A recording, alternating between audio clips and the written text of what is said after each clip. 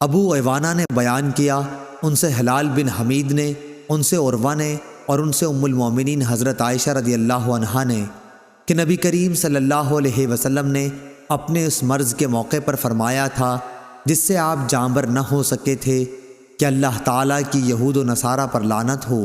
انہوں نے اپنے انبیاء کی قبروں کو مساجد بنا لیا۔ اگر یہ ڈر نہ ہوتا تو آپ کی قبر بھی کھلی رہنے دی جاتی کہ کہیں اسے بھی لوگ سجدہ گاہ نہ بنا لیں۔ اور ہلال سے روایت ہے کہ عروہ بن زبیر نے میری کنیت ابو عوانہ یعنی عوانہ کے والد رکھ دی تھی،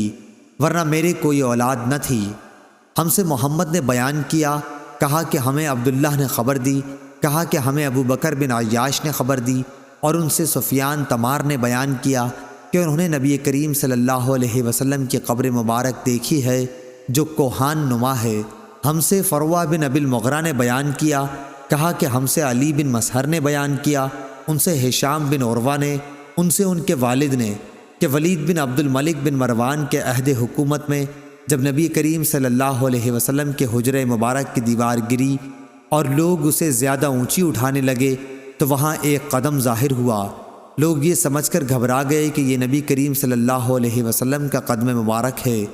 کوئی شخص ایسا نہیں تھا جو قدم کو پہچان سکتا۔ آخر عروہ بن زبیر نے بتایا کہ نہیں، خدا گواہ ہے، یہ رسول اللہ صلی اللہ علیہ وسلم کا قدم نہیں ہے،